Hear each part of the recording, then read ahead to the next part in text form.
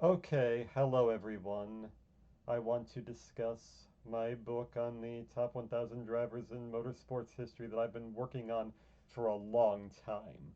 I first came up with the idea in 2017 or thereabouts, around the same time as I first decided I wanted to write the typing book. I decided to write the typing book first because I am more famous as a typist than as an auto racing historian slash statistician slash analyst. And I'm glad I did because I published the book when I was still at my last period of relevance. Yes, Shaq had jumped me, but you could still argue at the time I published in 2021 that I was still in second place. Although maybe Josh had overtaken me by then, I don't remember. But I'm glad I published that first, sort of like a washed up rock band releasing a greatest hits album at the end of their period of relevance. It was the right time to publish that. But after I was finished with that, I really wanted to pivot and work on this. And that's why I haven't really wanted to do anything with typing in a while. But I didn't share this on my Patreon, even though I wrote it around the same time I launched the Patreon for the typing book. So I thought I'd read it here. I wrote this in 2020, around the time I launched the Patreon for the typing book, right at the height of the COVID-19 pandemic. Abstract for the top 1,000 drivers in motorsports history.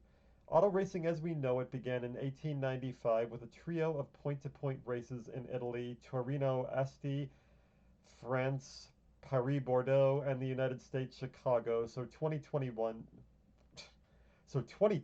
marks the 125th anniversary of the beginning of motorsports. I think I discovered there was a race in 1894 after that, so I guess I was wrong.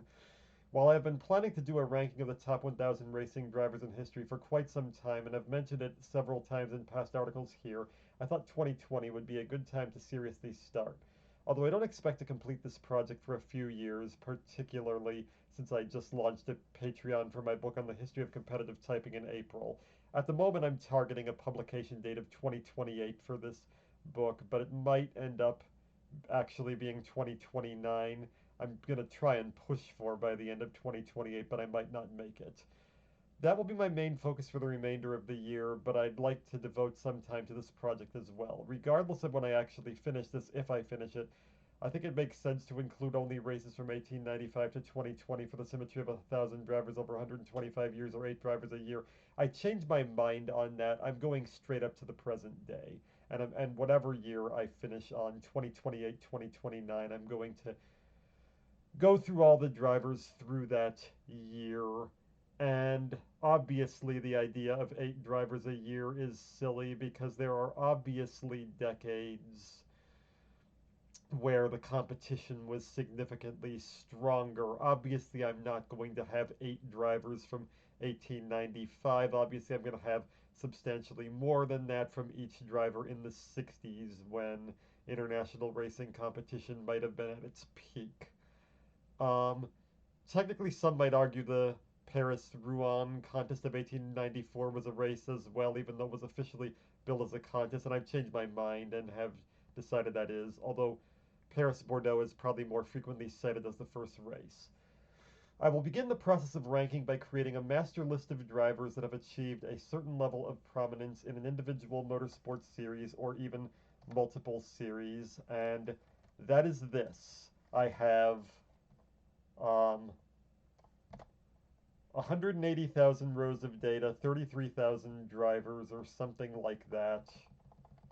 This is my master file that I am working off of, that most of my Substack posts are based off of.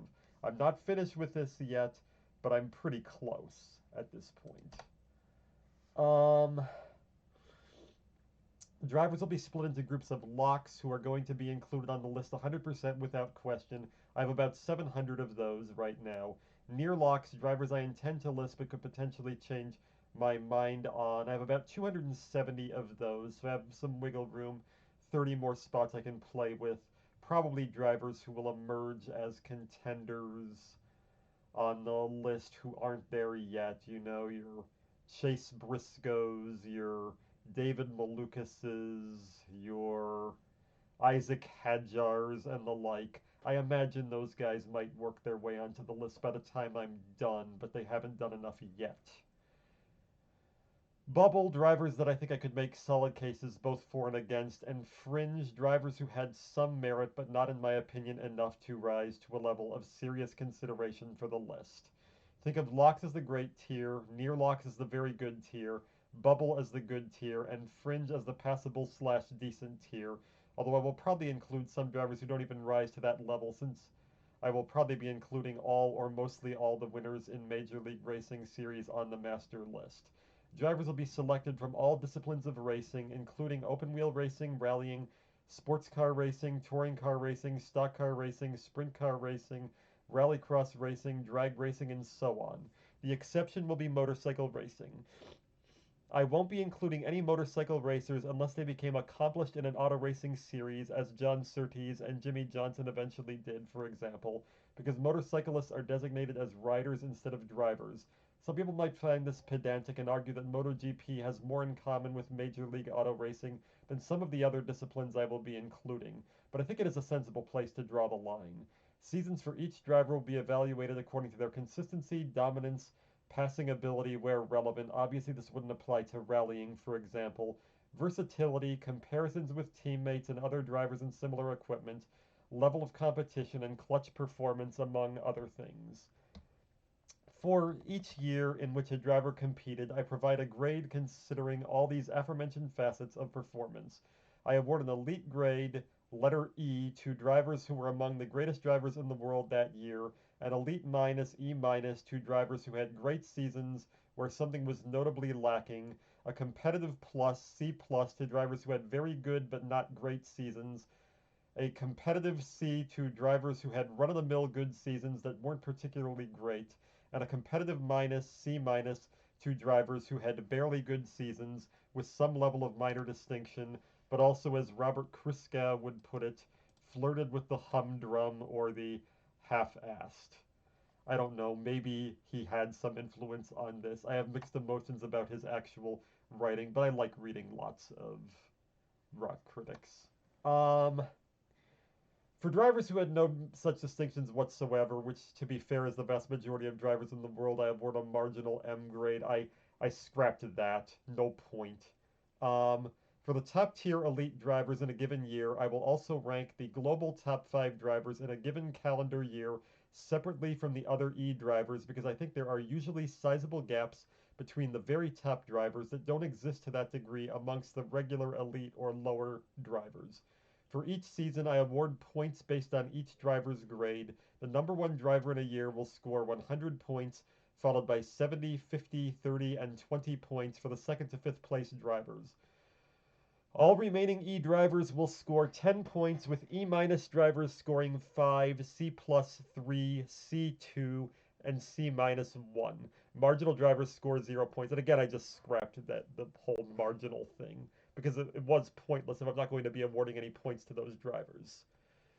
So each year, going back to 2021, I have done a list of the top 200 drivers um, globally based on these various tier groups. And I've altered them a little bit. Obviously, sometimes I get some historical perspective on a driver based on the things they accomplish in future years. So if somebody goes on a real hot streak afterward, I might bump a year leading up to a hot streak up. Or if somebody ends up like wildly underachieving in later years, I might be harsher on the years before. Sometimes the context of future years causes me to adjust how I rank drivers' season. So I have tinkered with the 2021 to 2024 lists a bit and move people up and down or off the on or off the list based on what they did later. For recent seasons, I am thinking there should be 25 E drivers globally, including the top 5 who will be distinguished, 25 E minus drivers, and 50 drivers each at the C plus, C, and C minus levels. Having said that, I am not going to force myself to these specific limits for a variety of reasons. The number of racing series has wildly fluctuated over the years, and there are many more racing series from the 70s onward than there were in the past. When there are more drivers out there, it stands to reason that there will be more drivers at each level of competition, so one should figure recent decades will be better represented than, say, the 1920s.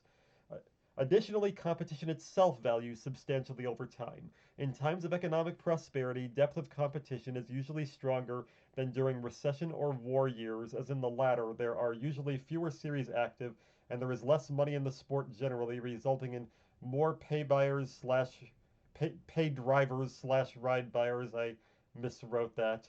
And less room for great drivers to shine. It seems like no coincidence that to me that the deepest year in NASCAR Cup history, which at the time I thought was 2002, although maybe it was a little later, and the deepest year in IndyCar history, the 2001 kart season, came in the same time period because the sponsorship deals were clearly inked during the turn of the century boom economy. It stands to reason that back then both Cup and IndyCar were producing more competitive drivers than they are today. Actually, I don't know about that. I might have changed my mind on that since I wrote that. Because I think the competition in both is pretty close to where it was there. IndyCar, a bit worse.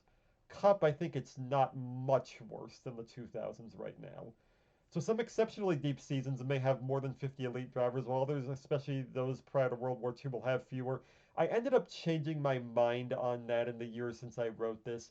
I decided that in all the post-World War II years, 1946 to present, I am going to do the 200 drivers and strictly go by that as that rubric that I mentioned above. For the years between 1905 and 1941, before the US entered World War II, I am going to do I am going to essentially lower that rubric by 2 degrees or by 2 tiers. So the number one driver gets 50 points, second gets 30, third gets 20, fourth gets 10, fifth gets 5, and then the E tier 6 to 25, 6 to 25th get 3 points. The C, the E minus tier gets 2 points, 26th to 50th, and the C plus tier, 51st to 100th, gets 1 point because there were just fewer drivers out there in those years.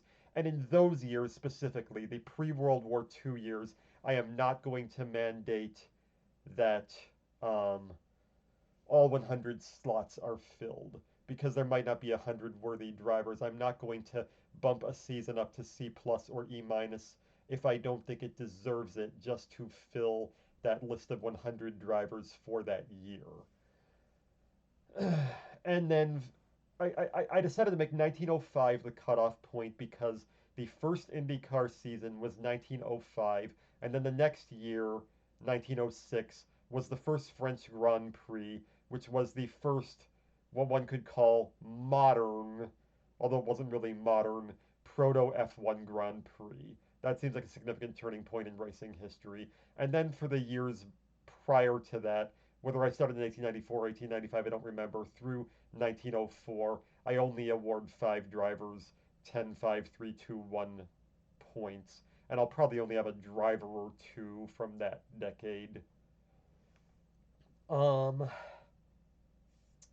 by summing all the points across a driver's career, I can come up with an approximate measure for career value, which I will use to select the 1,000 drivers. I've decided that 25 career points is a lock. 14 points is enough to make the bubble. And I have 970 drivers so far who have 14 points, and I might tinker with that. I don't know precisely where the bubble will be. I currently have some drivers on my bubble like Scott Goodyear, Jamie McMurray. I'm really on the fence about whether those guys deserve to be listed or not. I could really go either way, and there are several more like that that I'm not sure about. Rob Collard. Um, However, just ranking drivers by competitive or elite seasons alone does not really take every important aspect of a career into account. Once I have decided upon the 1,000 drivers, I will then assess them across 10 different categories and award 10 points for the 100 best drivers in that category out of the 1,000, followed by 9 for the 101st to 200th best drivers, and so on down to 1 point for the worst 100 drivers in that category. This means that drivers will score between 10 and 100 points across the 10 categories. Since there are only 91 possible scores here, there will of course be hundreds of ties. I will break these ties by career points using the above rubric. If there are still ties after that, I will make personal judgment calls. The 10 categories I will be evaluating drivers on are as follows. Consistency. While I think many racing series, especially supercars, NASCAR, and other stock car and or touring car series rate this too highly, the drivers who come closest to finishing well on a repeated basis should be rewarded. I do think top positions should be rewarded more when determining this, so taking an average that weights top positions more like a geometric mean or a harmonic mean might be preferable to the standard arithmetic mean you normally see. Consistency matters both for an entire career and on a season-to-season level, so drivers who seemingly alternate between good or bad seasons, or who have long stretches of mediocrity between two eras of relevance, like Johnny Rutherford, Dario Franchitti, and Terry Labonte, for example, will be marked down here relative to drivers who maintain the same level of performance and consistency from season to season, like to name three of their contemporaries, Gordon John Cox, Scott Dixon, and Dale Earnhardt. If there are situations like injuries or car downgrades that lead to a decline in results, I will adjust for that rather than criticizing drivers for something beyond their control. My season grades will be based on what I feel the quality of the season was, taking the equipment into account, not just the raw data. However, if there are random, jagged jumps between seasons with no such mitigating factors, I believe that is worthy of criticism. Two of the key factors I will be looking at here are having as few marginal seasons as possible in one's prime. The most consistent drivers should at least have a C- or above rating in every year of their prime, and a low crash DNF percentage. Obviously, mechanical breakdowns have not remained consistent over time, so I don't believe drivers should necessarily be judged for them. F1 Metrics argued that in the past several decades, Alain Prost was the only driver who maybe was responsible for his own reliability. And I mean, this was a good article. And I've increasingly come to the conclusion that drivers aren't even as responsible for their own crashes as a lot of people think, because obviously a lot of crashes are caused by mechanical breakdowns. If you have a part failure, you are more likely to crash. So, for instance, in eras that had less mechanical reliability, like most of the 20th century, drivers were more likely to crash simply because the cars were less reliable. And I don't think I should punish drivers from that era for that reason. I also think that it's unfair to drivers who had weaker equipment, because if you have weaker equipment, you're more likely to have a mechanical breakdown and you're more likely to crash and you might not have any control over it.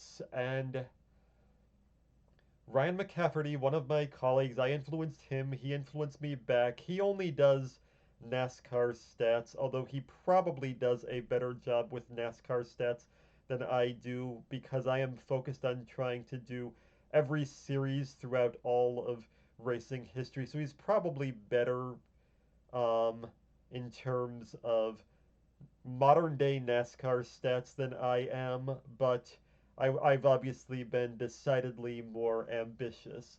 I do recommend his channel, RJM Analytics. Um,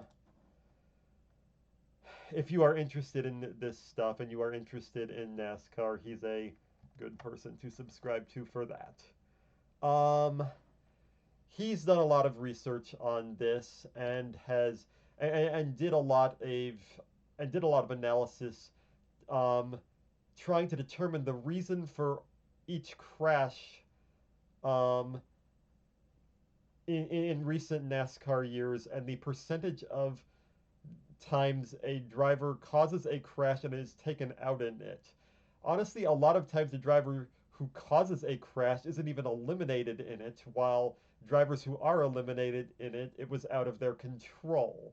And Ryan revealed in a lot of his statistics, and this is like cutting edge statistical research in this field, he revealed that like less than half, even less than a third of the time, drivers who cause a wreck are eliminated in it. And it was also like a third of the time or less that drivers crashed due to something that was in their own control. That's way too low a percentage for me to put that much emphasis on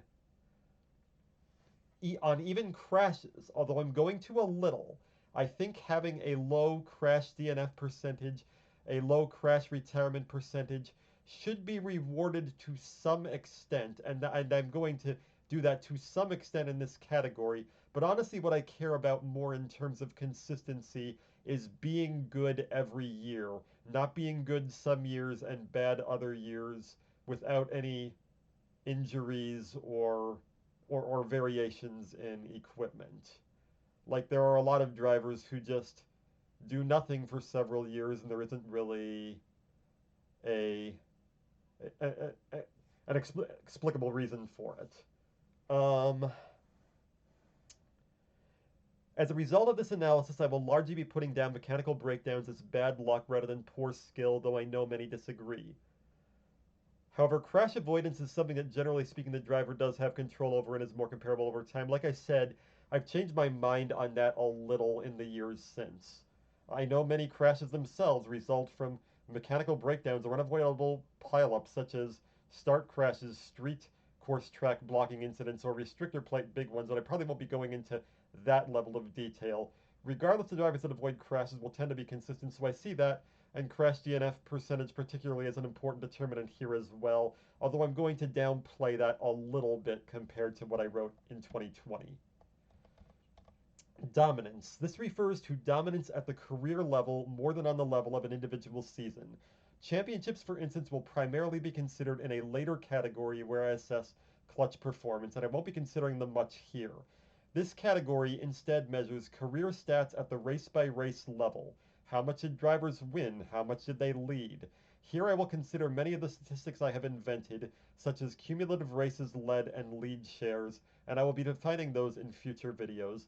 However, some of these numbers do vary by era, especially based on the number of races in a given era and the strength of competition, both of which often wildly fluctuated. What matters perhaps more to me than the raw numbers is how much a driver dominated an era. Drivers who won more races than any of their contemporaries within the races they started will rate more highly here than drivers who were career compilers but were rarely, if ever, considered the top driver. Adrian Fernandez, who won 11 IndyCar races in an era when the average season length was 18 races, should not be ranked over Louis Meyer, the first three-time Indy 500 winner, who won 8 IndyCar races in an era when the average season length was around 6 races.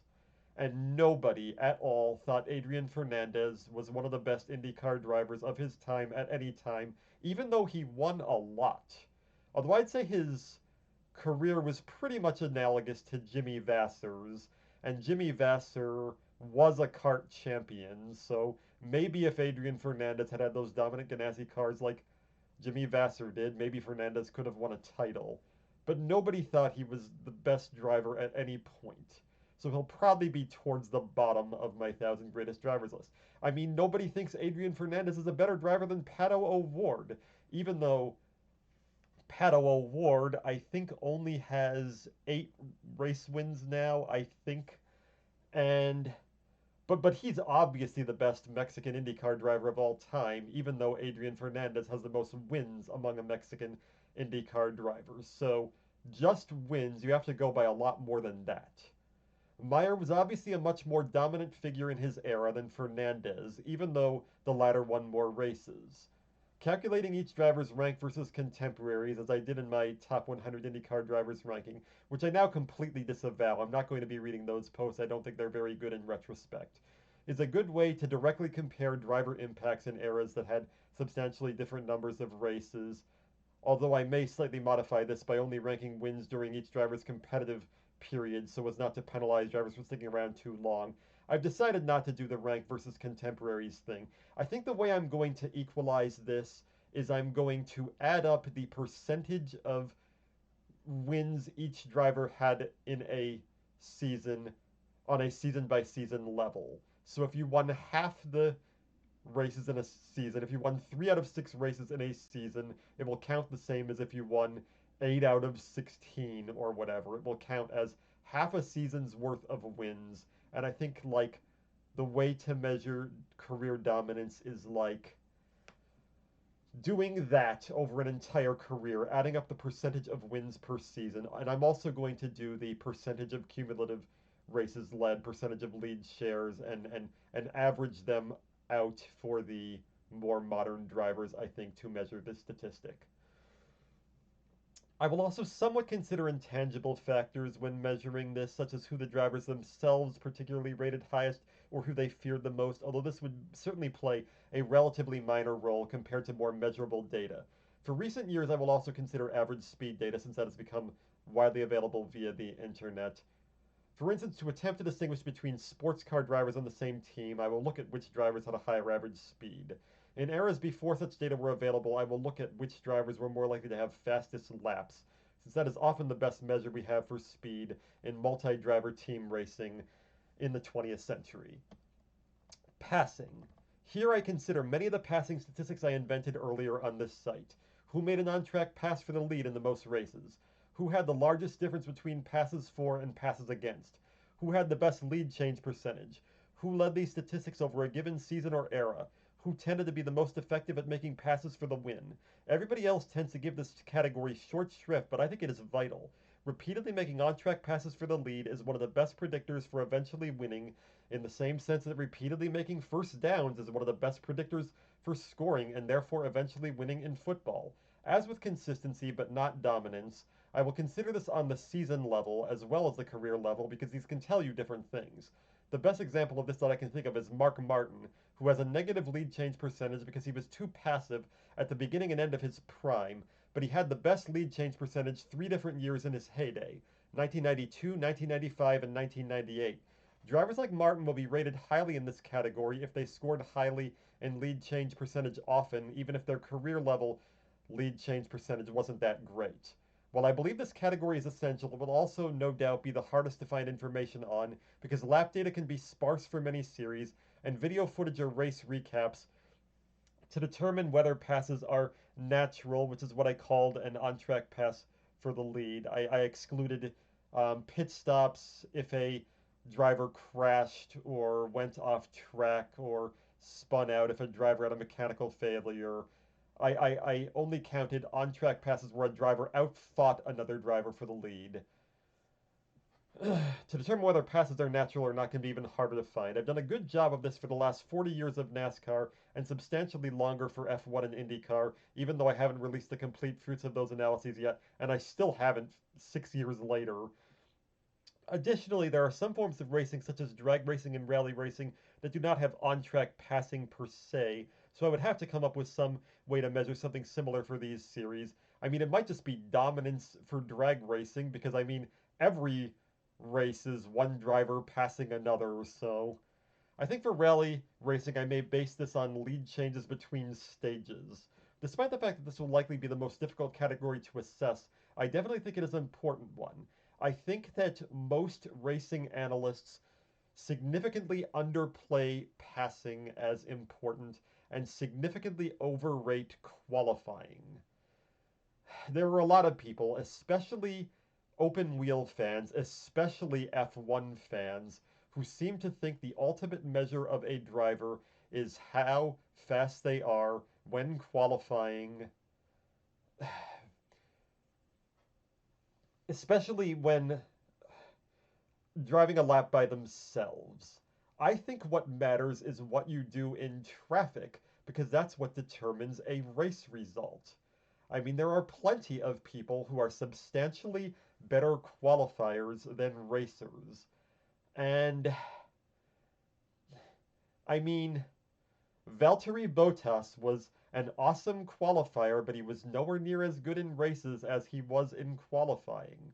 While other drivers, Jenson Button, for instance, wasn't a particularly great qualifier, but was lethal in races, especially lethal in wet races. He was a great passer, even though he wasn't great in qualifying. Passing is what matters because passing is what gets you a race result. Qualifying only gets you a race result if there is a race where there is no passing.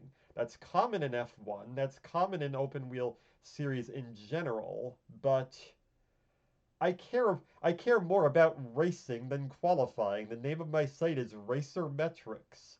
So I care a lot more about passing than where people qualify. Dale Earnhardt is somebody who um, people consider the best NASCAR driver of all time. I think I would agree with that. He had 76 wins, but only 22 poles. He was not a particularly great qualifier. There were some years he was really good, like 1990. But there were a lot of years he wasn't a great qualifier, but he was great at working his way through the field. Al Unser Jr. was the same way in IndyCar. He had 34 wins, I think, and 7 poles or something like that. He was not very good in qualifying at all. I think like Brian Herta had more poles. And Ken Schrader had more poles than Dale Earnhardt, even though he only won 4 races. And Brian Herta, I think, had more poles than Al Unser Jr., even though he only won 4 IndyCar races. Obviously, qualifying and racing are different skills. Qualifying only matters when you get the race results to match it. Yes, a great qualifier will likely dominate some races, but a lot of great qualifiers. Oh, Ryan Newman is one of the most infamous examples in NASCAR. A lot of great qualifiers just get slower and slower as the race goes on and are terrible passers. I care about the race result, and I think passing is a better indicator of what the ultimate race result will be than qualifying is. Will the greatest qualifiers be correlated with the greatest races and the greatest passers? To an extent, yes, because speed in qualifying does correlate to speed in the race, but I care about speed in the race way more than I care about speed in qualifying. Speed in the race, performance in the race is what matters. So I think passing is what most racing analysts undervalue the most, and qualifying is what they most overvalue. Car versatility. This reflects how well drivers can adapt to all different kinds of cars. Adapting does not just mean competing in a bunch of different forms of racing, but actually succeeding in them. I'm not going to reward Jimmie Johnson for his terrible IndyCar career, although it was interesting that he decided to do that. The best drivers in this category cross racing series and win. However, I recognize that most great drivers primarily specialize in only one series, particularly lately. So what I'm looking for from these drivers is the ability to adapt to a variety of packages or rules configurations within the same series. For instance, open-wheel drivers who win with multiple different chassis or engines will be rated higher here than those that win with only one combination, especially only with one dominant combination. Some weight will be given to the first driver to win using a certain chassis or engine manufacturer. This is especially important, I think, when looking at F1 history. There are a lot of drivers who really had their breakouts, like Alan Jones and James Hunt, by winning with terrible teams, which is what got them their opportunities to have their eventually championship winning rides at Williams and McLaren, respectively. For, for a sports car driver, winning points races and or championships in multiple different classes or series would help you here. For a NASCAR driver, winning races and or championships in multiple generations of cars will be key.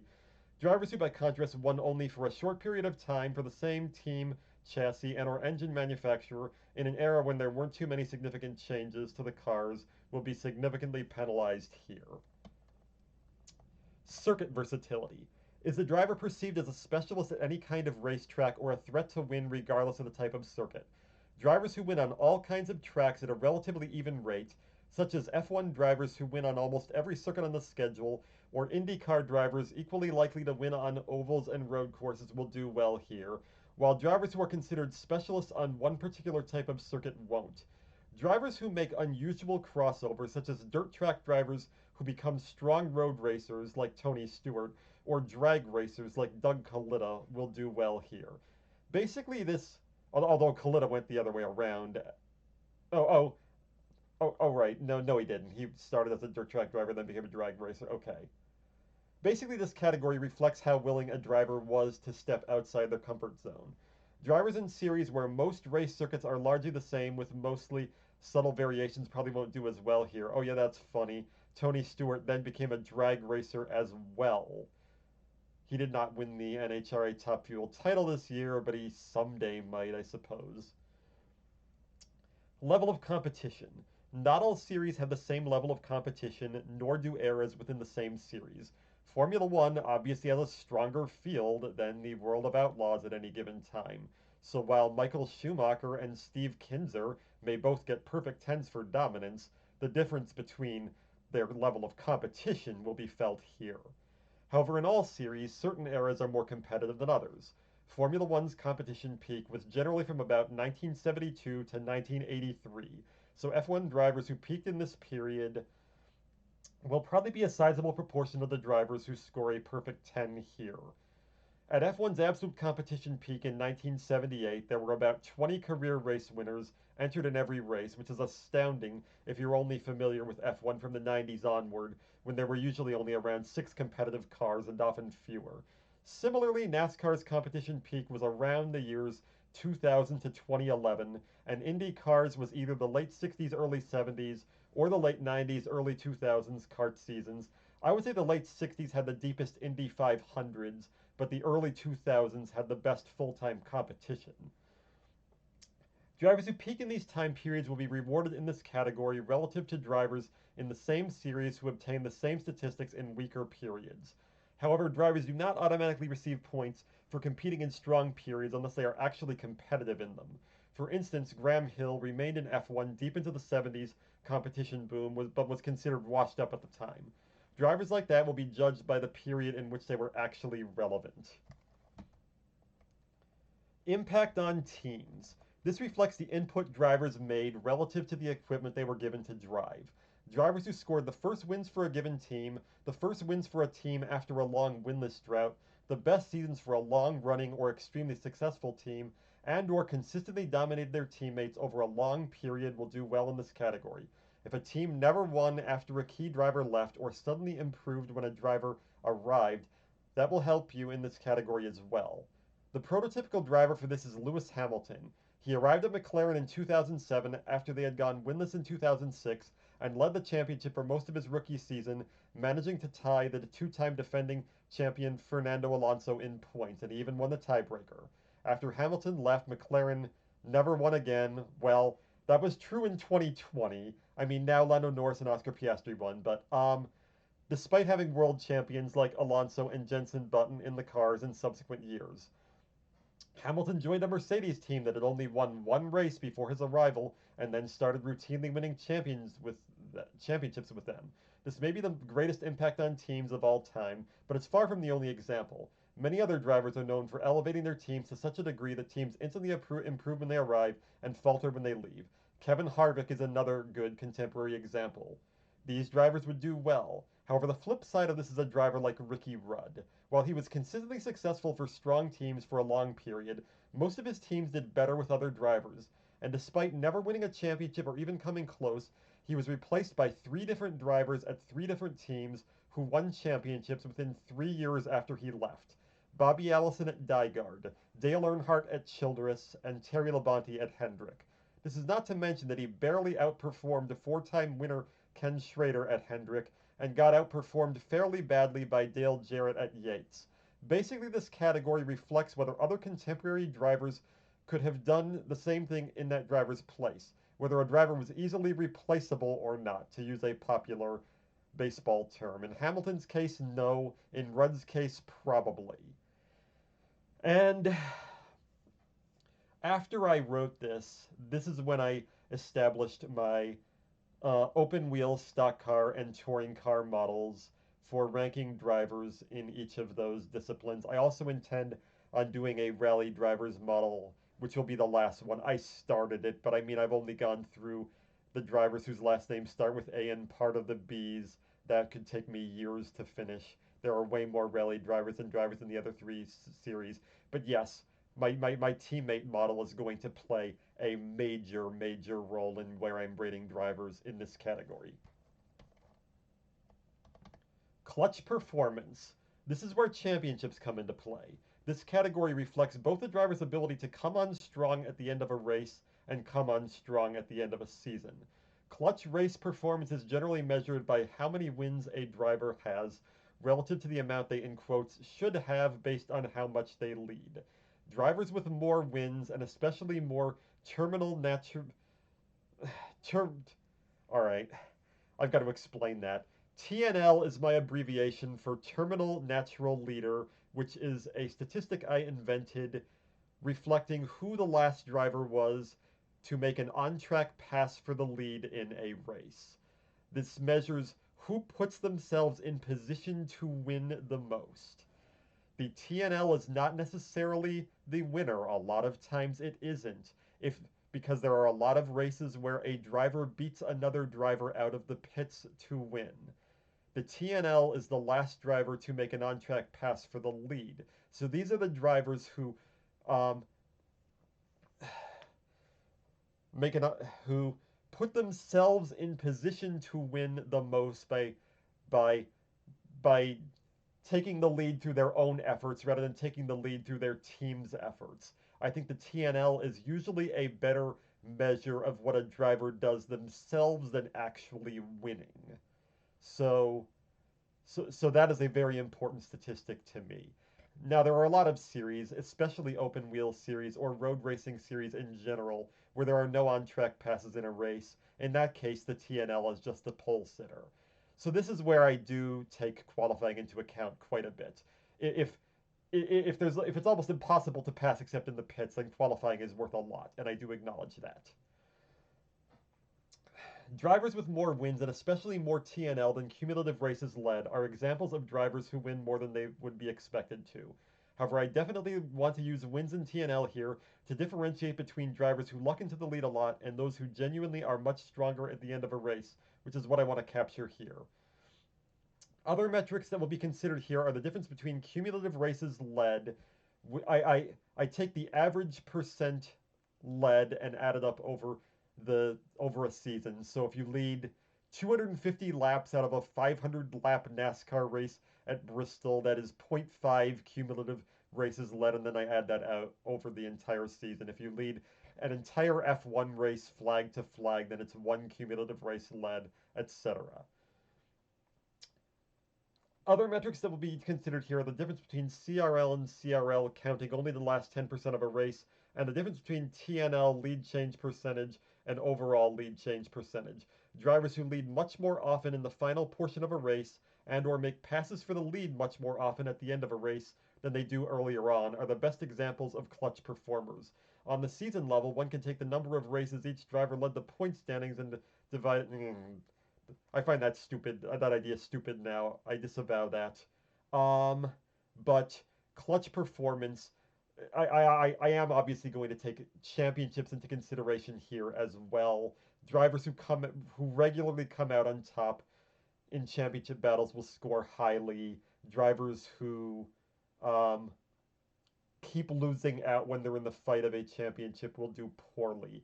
Now, the driver I'm really conflicted on here is Carl Edwards.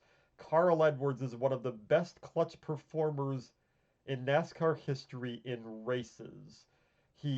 Was substantially better at the end of races than he was earlier on consistently. He was one of the most clutch drivers in NASCAR history in races, but he is seen as a championship choker because he finished second in NASCAR points twice and lost the 2011 championship to Tony Stewart in the final race on a tiebreaker.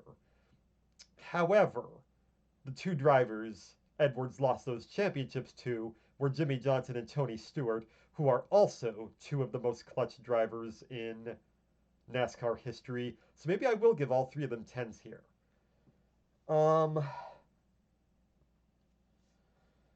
Alan Kulwicki would therefore be extremely clutch in 1992 because he led the point standings for only 1 week. Yes, obviously the comeback. And he was also very clutch in terms of performing stronger at the end of a race, actually. Even though he had so many more poles than wins, which was weird. While Juan Pablo Montoya would be extremely unclutch in the 2015 IndyCar battle because he led the points for the almost the entire season except the final race. Drivers will be somewhat rewarded more if they regularly won close battles for the championship rather than cruising to it or clinching early, although drivers who did the latter will certainly be rated highly here as well. Number of elite seasons. This is simply straightforward. The number of E or E minus seasons per driver. If there are ties, which there probably will be, I will rank by accumulated points. Number of competitive seasons, ditto, except this also includes C plus C and C minus seasons.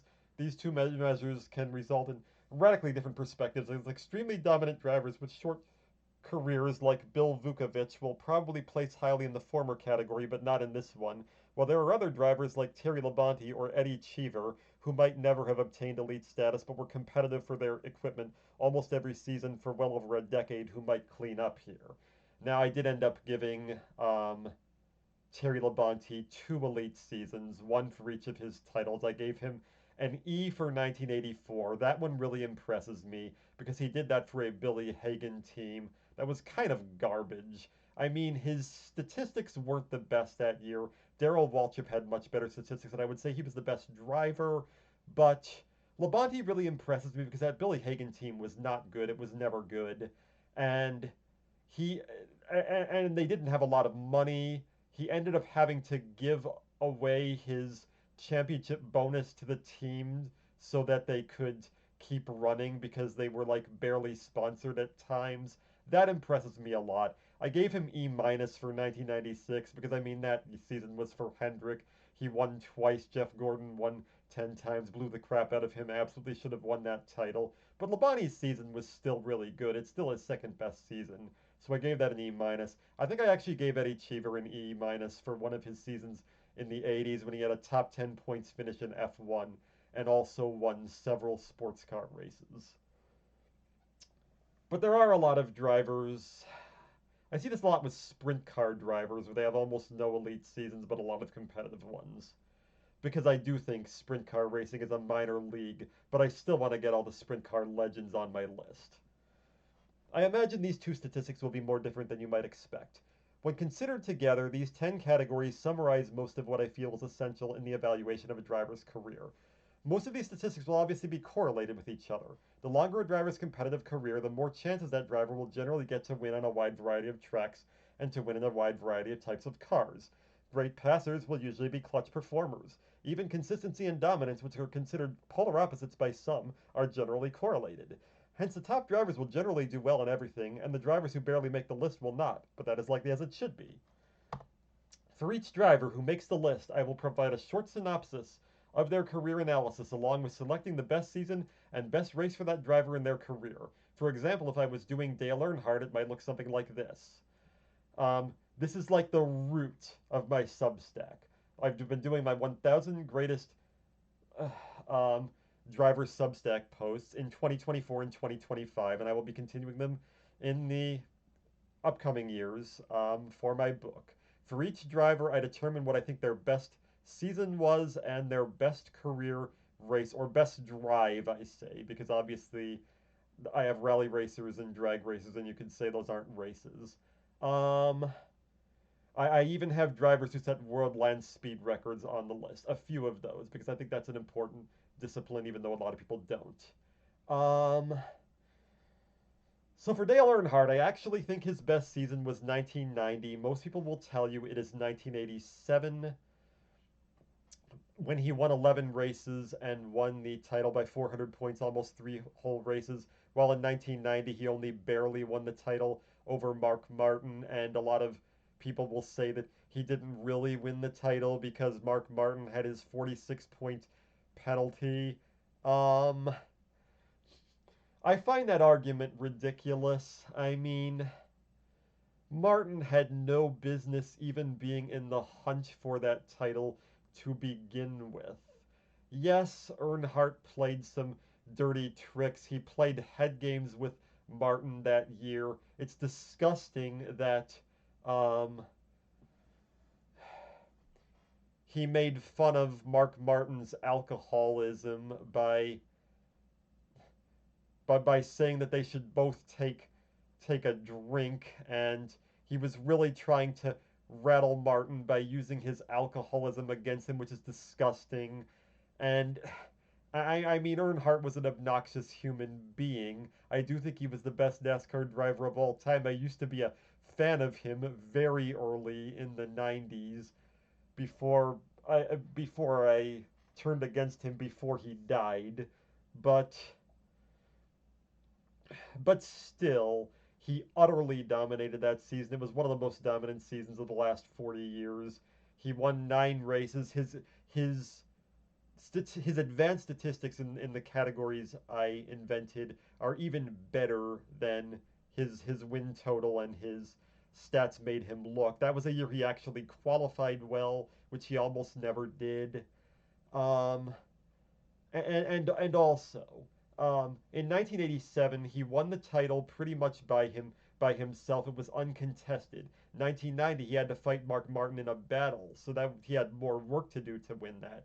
1990, he also won the IROC title, becoming the only driver to win the NASCAR and IROC titles in the same season, which is something I rate really highly because nobody else ever did it.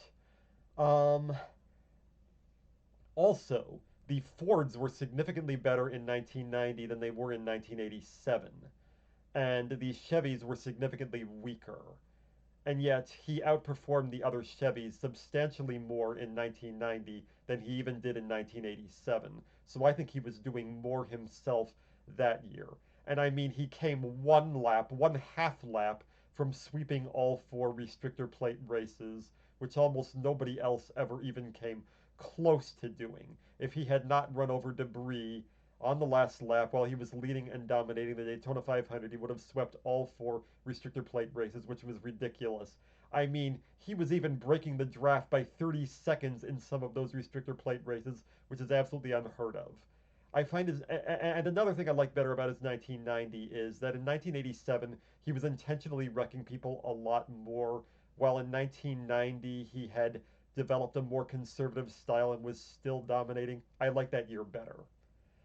But for his best race, I went with the 1985 Valleydale 500 at Bristol. That was the first Bristol race that was televised on ESPN because he won that race without power steering. His power steering failed in the middle of the race and he still won. I find that his most impressive drive. And then I went through all his individual seasons, and I think those are still the grades I gave him for each particular season. I'm not going to read all those off the 2001. That was ridiculous. I should not have rated his 2001 where he only had 1 race and he crashed. Um Obviously, I didn't rate 2001. I did give him 2 top 5 seasons internationally. I rated him second for both 1987 and 1990, so those go up to 70 career points. For the most part, Earnhardt's season grade should be pretty cut and dry. I mean, I'm not going to read through that again, but however, oh wait, actually, there's some of that I should read. Um,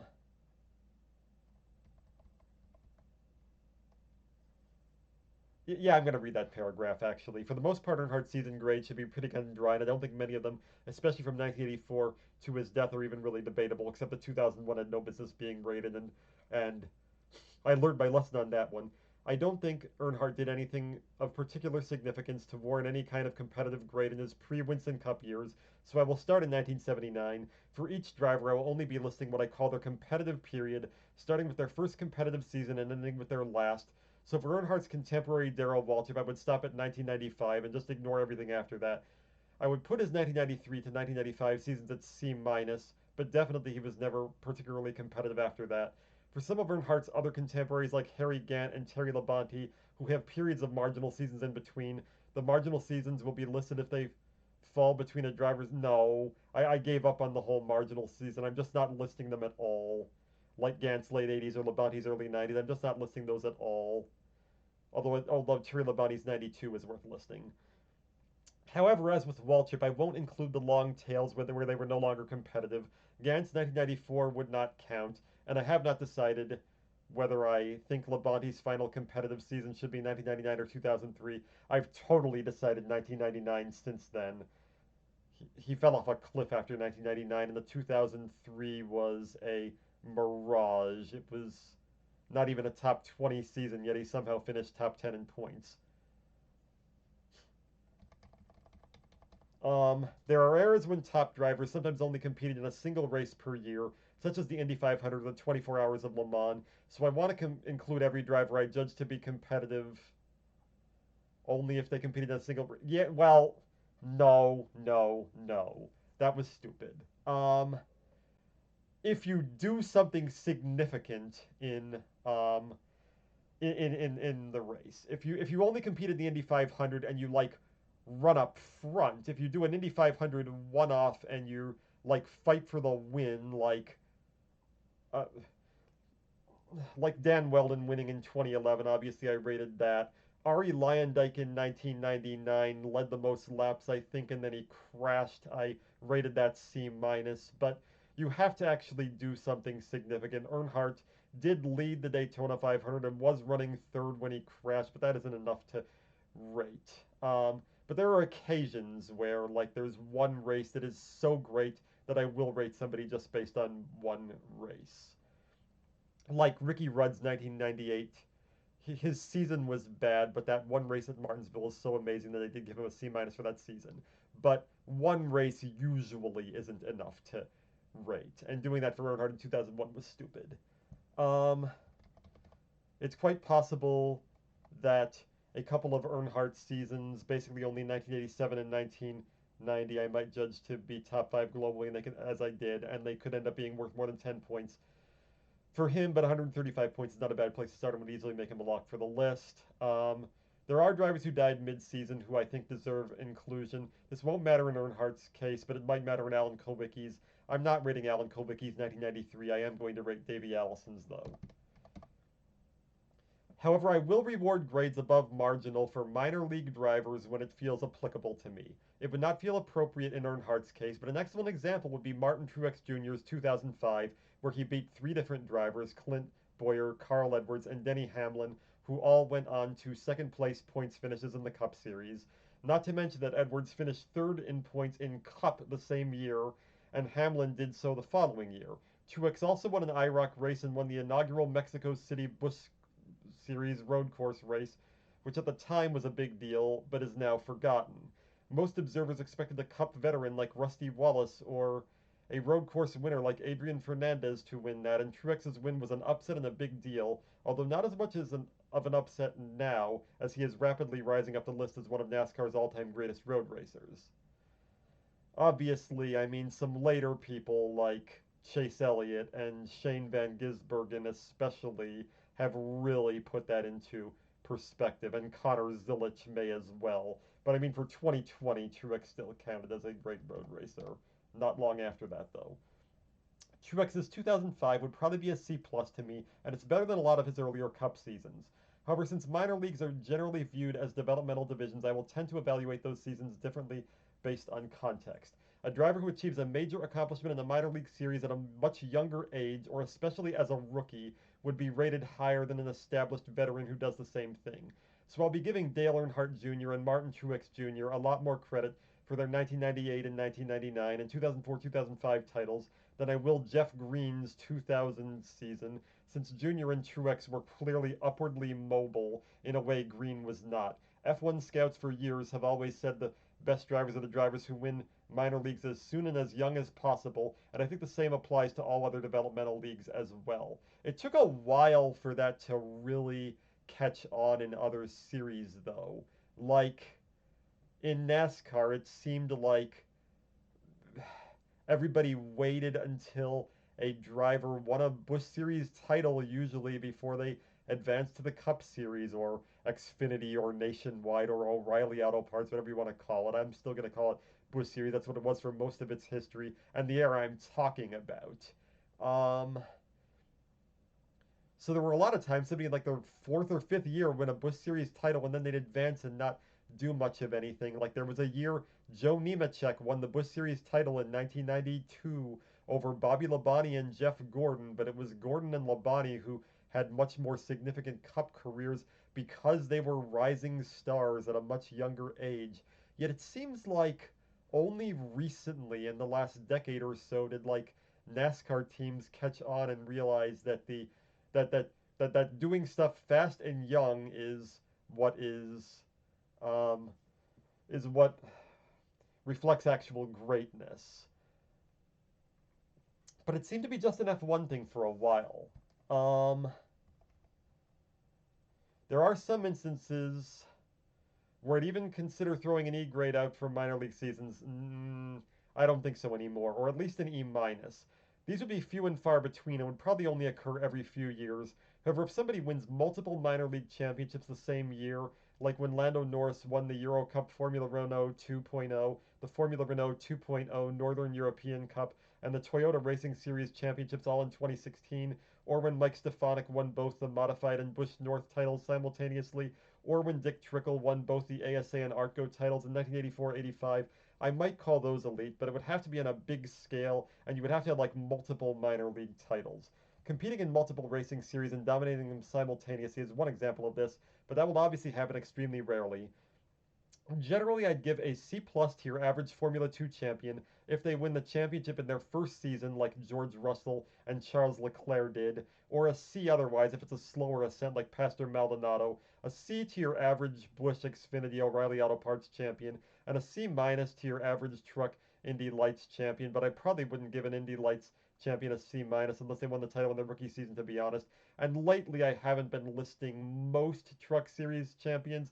Corey Heim, absolutely. He had the best Truck Series season of all time. That'll be a C plus. I'm not done with the list yet, but I'll spoil that one. The other way I'll consider a really high grade for a minor league series is if you have an absurd level of dominance. Not many people do, but Daniel Kamish did. Look at how ridiculous his winning percentages were until they finally leveled off when he made it to the big time of British domestic racing, that is the British Touring Car Championship. He won 17 out of 23 races in the British Formula Ford Scholarship class, then had an undefeated season there 2 years later, then won 11 out of 16 and 12 out of 16 in Porsche Carrera Cup Great Britain. I mean, even though Kamish has never won a British Touring Car Championship title, and at this point looks like he never will. I mean, I've had him as a lock from the very beginning of my list, and even the 19 BTCC wins would probably be enough, but that minor league stuff really puts him over the top. But I digress. Back to the Earnhardt example. Many people would agree with me on my selection for Earnhardt's best rate. Yeah, I already covered all that. Um, I do consider everything each driver did in all series in a given year, but Major League drivers will be judged primarily by what they do in Major League Racing series.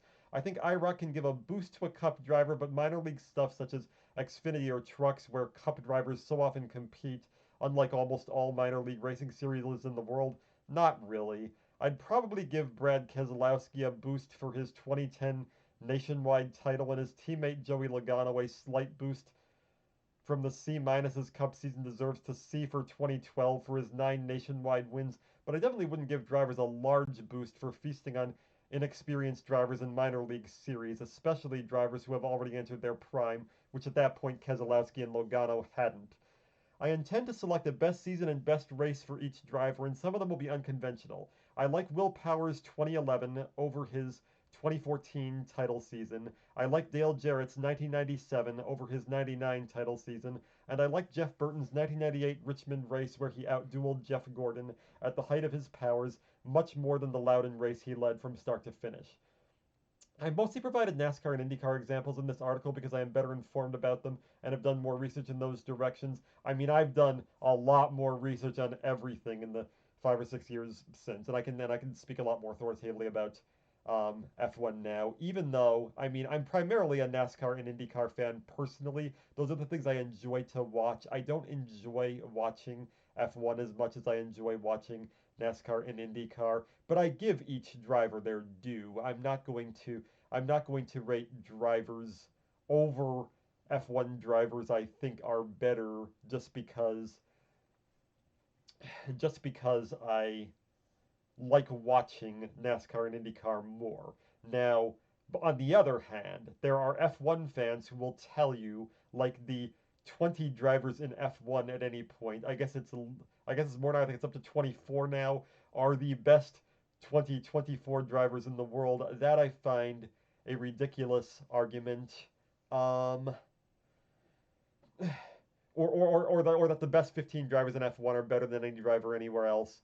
No, just because it's the most competitive series, I am not saying that. I mean, that's why I wanted to do my open wheel model, so I could figure out how to evaluate drivers in each series against each other. I would say the top five F1 drivers in each season are elite. I mean, this season I will have all five of the big F1 stars: Max Verstappen, Charles Leclerc, George Russell, Lando Norris, and Oscar Piastri, and I rank them in that order in my top 25, but I'm not going to have them first to fifth.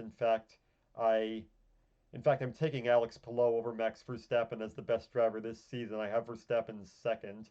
I'll have Leclerc and Russell in the next five, sixth to 10th, and I'll have um, Norris and Piastri in the next five, 11th to 15th, I think.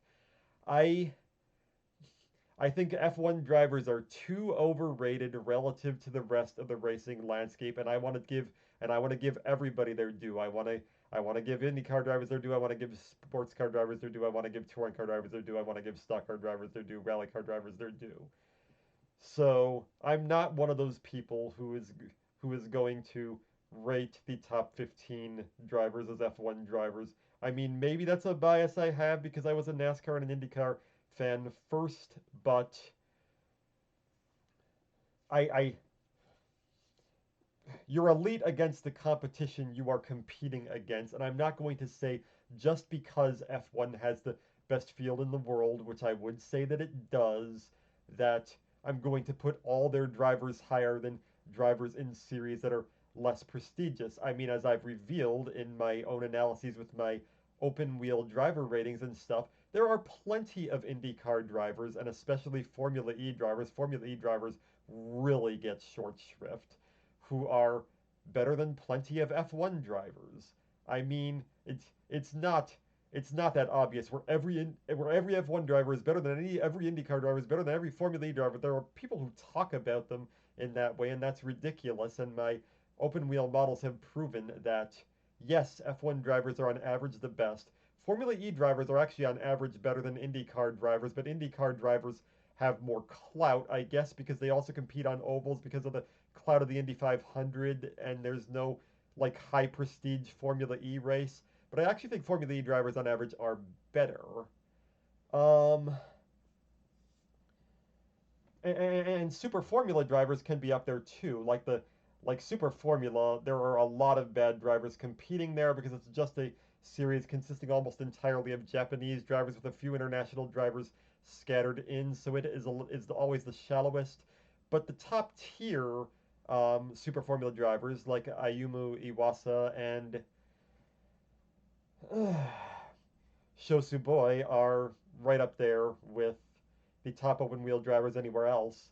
So I like to give drivers everywhere their due. I really like to give touring car drivers their due. I rate touring car drivers and sports car drivers, especially drivers in Porsche Super Cup, higher than I think anybody else in the world does.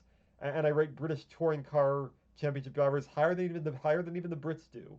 I care about how much drivers dominate against their peers. So the idea of rating some average F1 driver like Kevin Magnussen, I know he's not there anymore, um, higher than some top tier British touring car driver like Ashley Sutton is ridiculous to me. I care about how dominant you are against the competition you are facing. Yes, I will rate competition to an extent, but but I would rather rate a dominant driver in a less competitive series higher than a mediocre driver in a more competitive series. It has taken me several years of fantasizing about this project before I could finally explain what I wanted to do and build a framework that I felt would produce a satisfactory metric. I can definitely see it taking several more years for me to finish all this.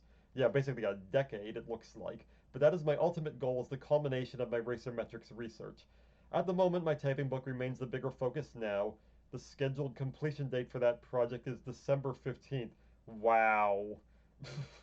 I did not come close to meeting that. The actual publication date, I guess, was September 27th, 2021, 9 months later. But when I need a break from that, I'll periodically work on this sometimes. I also realize there are columns I promise that I have not yet finished. I'll try to get to the Formula One teammate head-to-heads that I promised last year for my next column before the current F1 season. Yeah, I never ended up doing all the stuff I said I was going to do. Oh well. As I earlier stated, this project will first require me to come up with a master list of any driver who I think could possibly make the list to assess, and that alone may take months. It did. I don't think I finished that until uh 2023, was it? But I don't want to forget anybody, including obscurities like regional rally drivers, international domestic minor leaguers from the Porsche Carrera Cup. I already mentioned Kamish, but I'm sure there's more where that comes from, and there are. Le Mans class winners from the 30s, pre-NASCAR stock car drivers. I want to cover everyone. Like most of my projects, this is so ridiculous in its ambition that there's a chance I will never finish, but I still think it's worth a try. And I might be, when you consider all the research I've done, in addition to the 200 entries I've written, I might be like half finished now. If you can come up with some drivers that I should consider who might fly under my radar, let me know in the comments section. Yeah, I mean, nobody ever read this probably because it was like so long. But yeah, I wanted to read this and update my thoughts on that because I've done a lot of work on this and it seems like not enough people have noticed, and I wanted to share it with my channel, even though I know that very few people on my channel are racing fans. But I've honestly enjoyed this project as much as my typing book project, maybe even more. Nah, I probably enjoyed the typing book more because it had a certain flair and writing style and entertainment value. It probably had more entertainment value than the racing book will have. But I do think a lot of my entries are still entertaining because I do try to um, be fun while writing with them, share funny anecdotes and stuff in addition to just a dry list of statistics that will bore the shit out of anyone. I I I do try to talk about like controversies in drivers' careers and off track stuff when appropriate. If I think it makes the entries entertaining, I do try to have entertaining entries. Which, if you subscribe to my Substack, you'll see that I don't want to be just a number cruncher. And I think I do a good job of balancing between the number crunching and entertaining writing. And I think I did that in my typing book too. But yeah, this is what I want my focus to be on for most of the remaining 3 or 4 years, besides getting my mom out of the nursing home and um, trying to get in a little better shape,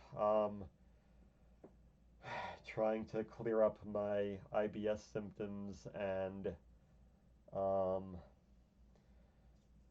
and making sure I don't lose the house. That I'm able to balance enough of my paid work as well, and I'm still struggling a little with that. But yeah, I wanted to read this on here. I wanted to read this on here for years. I just didn't think people would be interested. But now that my channel is at its nadir of interest, I figured that this might be a good opportunity to potentially revive it. Thank you and good night.